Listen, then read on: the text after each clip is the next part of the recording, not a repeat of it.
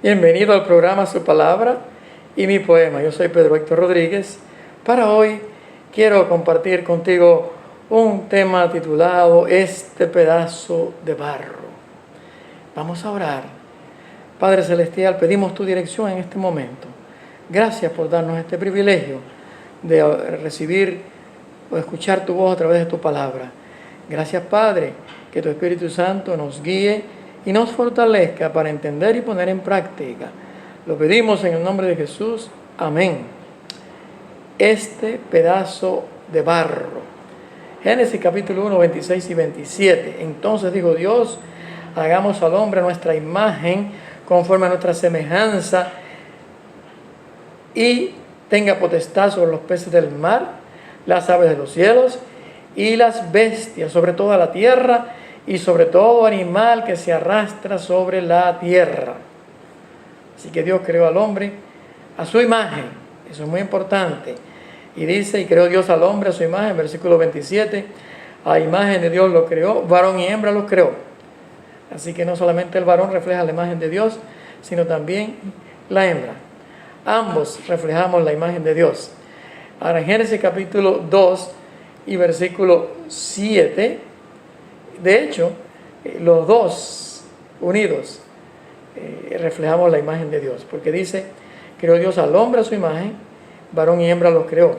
La palabra hombre allí equivale a humanidad. Génesis capítulo 2 y versículo 7, entonces Jehová Dios formó al hombre del polvo de la tierra, sopló en su nariz aliento de vida, y fue el hombre un ser viviente.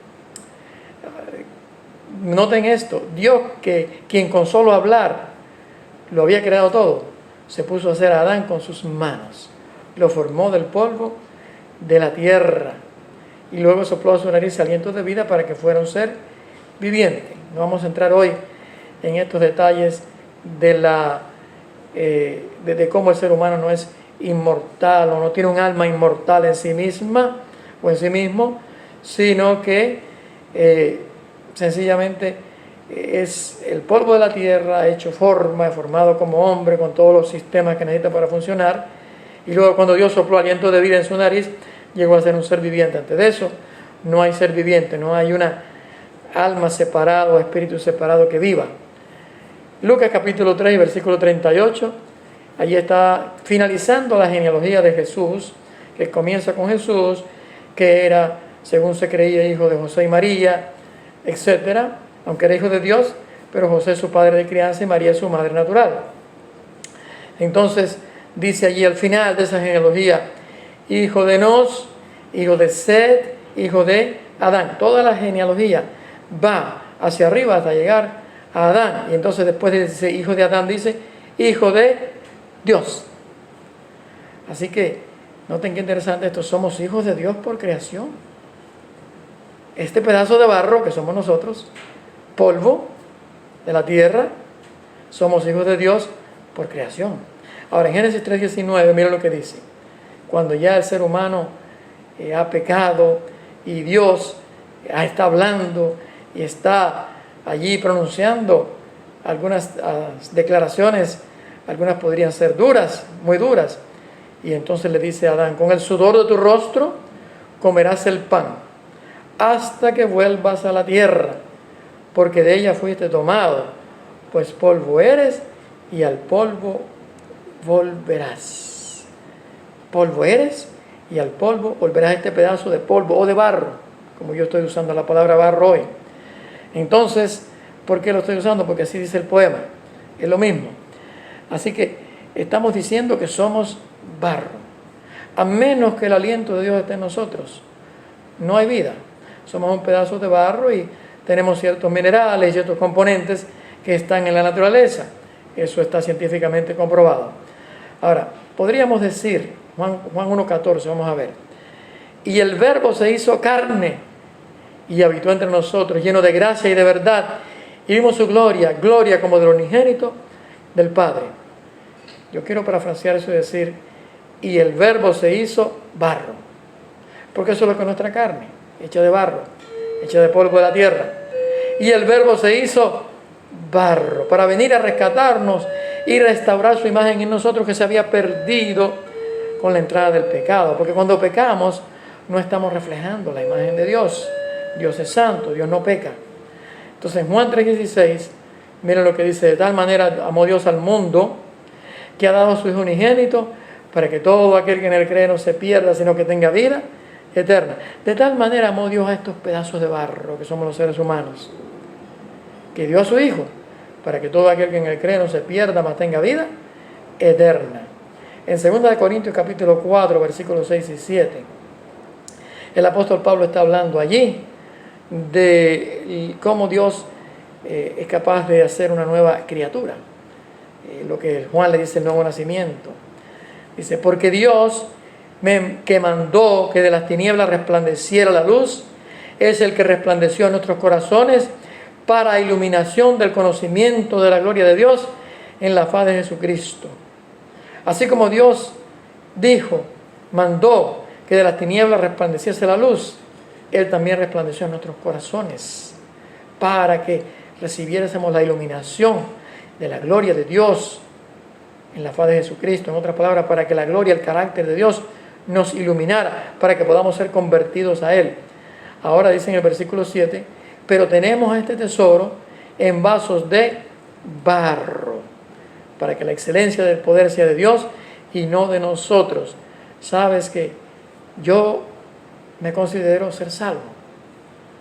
No quiere decir que no pueda perder esa salvación.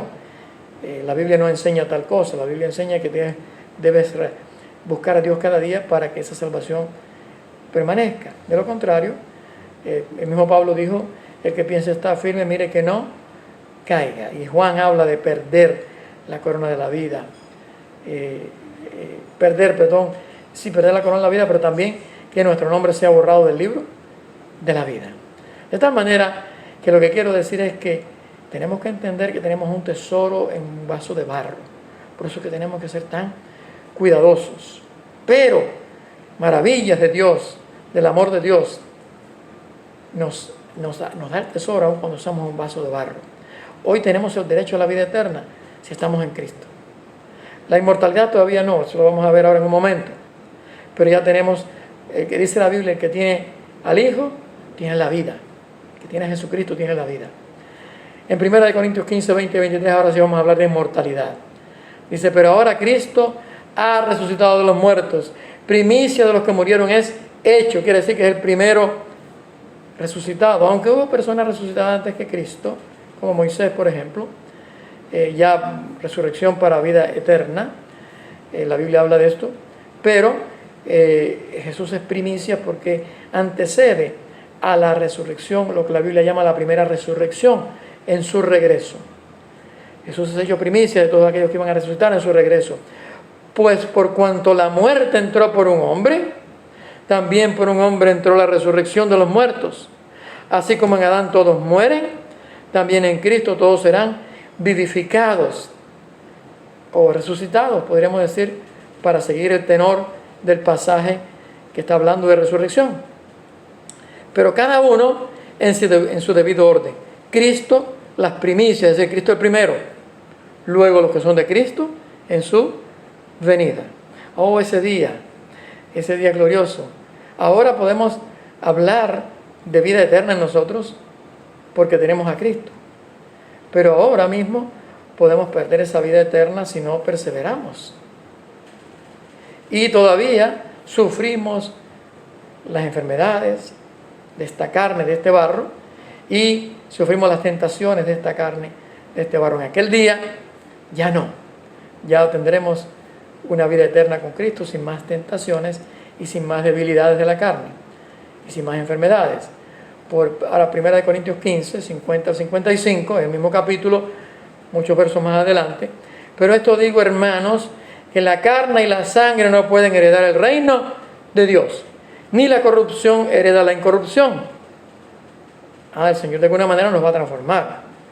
Y ahí lo dice: os digo un misterio, no todos moriremos, pero todos seremos transformados. No está hablando de la transformación del carácter, lo cual tiene que ocurrir ahora. Debemos estar en serio en eso. Pero dice que ese día seremos transformados. ¿Por qué? Porque la corrupción no puede heredar lo incorruptible. Dice aquí, no todos moriremos, pero todos seremos transformados. No todos estaremos muertos, en otras palabras, pero todos estaremos o seremos transformados en ese día. En un momento, en un abrir y cerrar de ojos, a la final trompeta, porque se tocará la trompeta y los muertos serán resucitados incorruptibles. En otro pasaje Pablo dice los muertos en Cristo, claro. Y nosotros seremos transformados.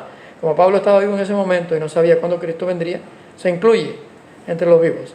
Pues es necesario que esto corruptible, hablando de nuestro cuerpo, de este barro, se vista de incorrupción y que esto mortal se vista de inmortalidad. Cuando esto corruptible se haya vestido de incorrupción y esto mortal se haya vestido de inmortalidad, cuando este pedazo de barro sea transformado al regreso de Cristo, entonces se cumplirá la palabra que está escrita: sordida es la muerte en victoria. ¿Dónde está, muerte, tu aguijón?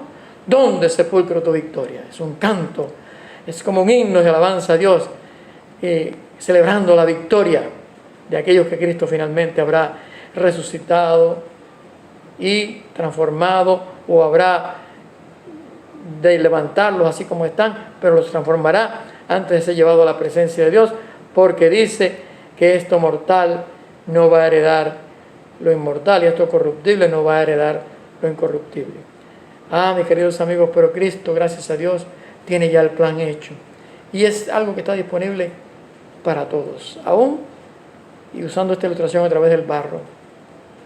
Aún si tú te consideras un pedazo de barro inservible, un pedazo de barro que no vale para nada, un pedazo de barro que peca y que hace tantas cosas malas, aún así Dios puede hoy darte este tesoro en vasos de barro, que es la vida eterna en Cristo Jesús, y cuando Él venga, la inmortalidad. Voy a leer el poema Este pedazo de barro. Este pedazo de barro, que al barro ha de retornar, tiene la imagen de Dios, dañada por el pecado, y ansias de eternidad, porque es creación de Dios, el alfarero divino, quien al restaurar su imagen en sacrificio de amor, se hizo barro, y aquí vino. Este pedazo de barro tiene un corazón sensible y una libre voluntad para percibir su amor y decidir lo que hará. Este pedazo de barro que somos tú y yo, mi amigo, tiene el llamado de Dios y tiene que decidir si acepta o no acepta a Cristo. Si a Cristo damos entrada, perseverando hasta el fin, este pedazo de barro tendrá la inmortalidad en el último clarín. Cuando a la final trompeta aparezca Cristo en gloria, este pedazo de barro, con su imagen restaurada, gozará eterna victoria. Señor, tu amor me emociona y me inspira cada día, mas a entenderlo no alcanzo.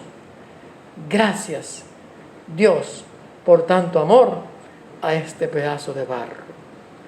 Te invito a que tú también le des gracias a Dios por amarte tanto y que te rindas a su llamado que te hace para que te entregues a Él y tengas vida eterna. Quiero orar contigo y por ti. Padre Celestial, gracias porque aunque tú formaste del barro, Señor, lo hiciste con tus propias manos. Le diste un valor grande a ese pedazo de barro y aún lo consideraste ser un hijo tuyo, como leímos en el libro de Lucas. Gracias, Padre, porque cuando a causa del pecado perdimos esa imagen que tú pusiste en nosotros, esa imagen tuya, ahora Cristo vino a tomar esa naturaleza de barro y vino a vivir entre nosotros para levantarnos, para que con su muerte y su vida nos dé vida eterna. Gracias, Padre, porque hoy podemos tener el tesoro de la vida eterna aún en este vaso de barro que somos cada uno de nosotros. Y gracias porque cuando Cristo venga nos vas a dar una inmortalidad ya por encima de las debilidades de esta carne y de esta sangre, de este pedazo de barro que hoy somos. Gracias por amarnos tanto. Bendice a mi amigo y a mi amiga que están oyendo y sigue tocando, insistiendo a la puerta de sus corazones para que ellos puedan hacer su decisión, que es de ellos. Señor, yo te pido que tú los sigas llamando. Te lo pido en el nombre de Jesús. Amén. Quiero invitarte para mañana, para que si por la gracia de Dios estamos vivos, lo cual quisiera podamos compartir de nuevo otro tema de la palabra de Dios. Acuérdate, acepta a Cristo hoy y contacta a la Iglesia Adventista del Séptimo Día para que puedas seguir adelante, triunfante en este camino de salvación, porque allí te vamos a enseñar y ayudar. Y mientras tanto, el resto de este día, todo es tiempo que Dios te dé vida. Piensa este pensamiento maravilloso: Dios te ama, Dios te ama, Dios te ama, Dios te ama.